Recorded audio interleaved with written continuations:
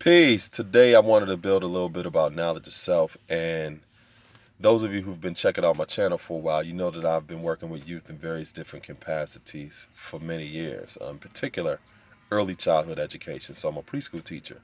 And working with our babies at the age of 4 or 5, their social, emotional, and cognitive development is very critical because they're still in their formative years, which means you are forming the social, emotional, and cognitive foundation which sets the trajectory either this way or that way in terms of how they see themselves, how they interact with others, and how they attend this world.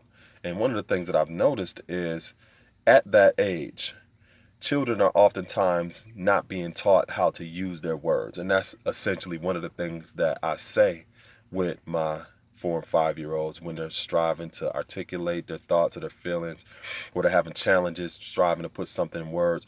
I encourage them, use your words. And then I also introduce words to them so they can effectively use their words.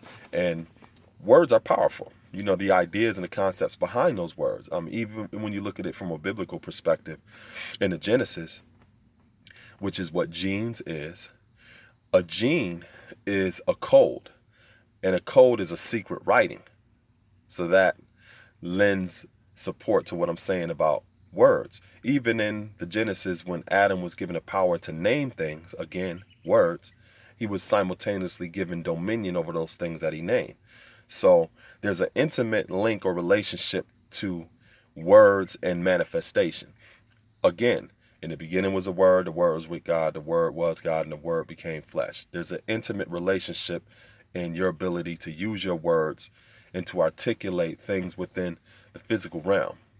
And one of the ways that I emphasize that to our children is I teach them to use their words, and a part of that is showing them the difference between I statements and you statements. And when a child is not taught the difference between I and you statements, a child that consistently only uses you statements may grow to an adult that never learns to take accountability, ownership, or respond with their ability to life situations. It's oftentimes someone else's fault. So for example, if I'm working with a 4 or 5 year old and they're saying, you made me mad, you did this, you did that, you caused this, you caused that, I stop them and I say, well, this is the way that you better articulate that, or this is the way that you can share that. Use an I statement. Say, I think this, or I feel A, B, and C. Because when you use an I statement, you assert how you think and how you feel. You don't relinquish your power to change the situation. So if a person is always using a you statement, they're relinquishing their power.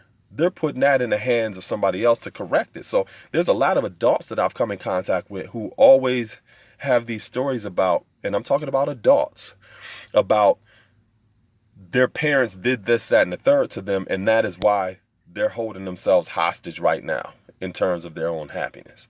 That is why they can't progress, or certain things that they're not able to do right now as an adult, because they're still expecting a person that may be in a senior living facility at this point, accountable and responsible for changing their life as an adult. They relinquished their power a long time ago to change the situation. And they've never learned to use I statements when it comes to asserting how they think and how they feel, and even recognizing their ability to change that situation themselves. So I start off our children at a very early age, teaching them to use those I statements so that they can maintain their power or dominion over their life and over their own reality. Now, how is that related to knowledge of self? Well, when a person proclaims that they have knowledge of self, or I have knowledge of self, that may be the first I statement that a person has made in their entire life, consciously. Doesn't mean that they haven't made I statements throughout the course of their growth and development, but in this capacity, that I statement, I have knowledge of self, sets them on another trajectory, or it reorientates them again on a social, emotional, and cognitive level when it comes to taking ownership over their life. So prior to that, many of us have been taught in religion to play this blame somebody else game. You know, You the one that did this, you the one that did that. It was the devil's fault, the God did this or whatever, and never really take responsibility for our life. So when a person comes into knowledge of themselves, they are essentially saying, I take ownership of my life. I'm accountable for my life.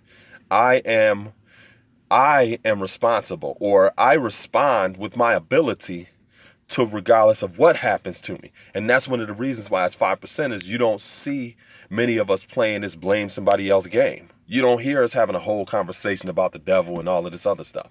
It doesn't mean that that doesn't exist. It just means, okay, what am I going to do about that? Regardless of what somebody does. They are responsible. They are accountable for their decisions. But what am I going to do? How am I going to respond to that appropriately with my ability?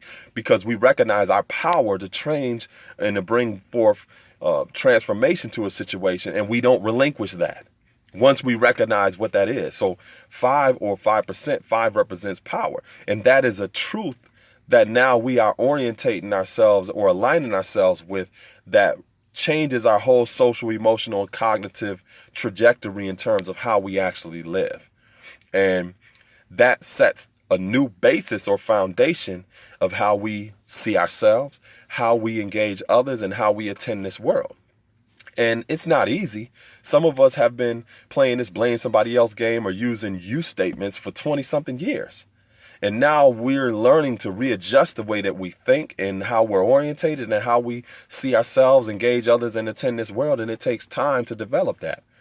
And even in our language, we have ways that we articulate the consolidation of our power without relinquishing that power or identity of who we are.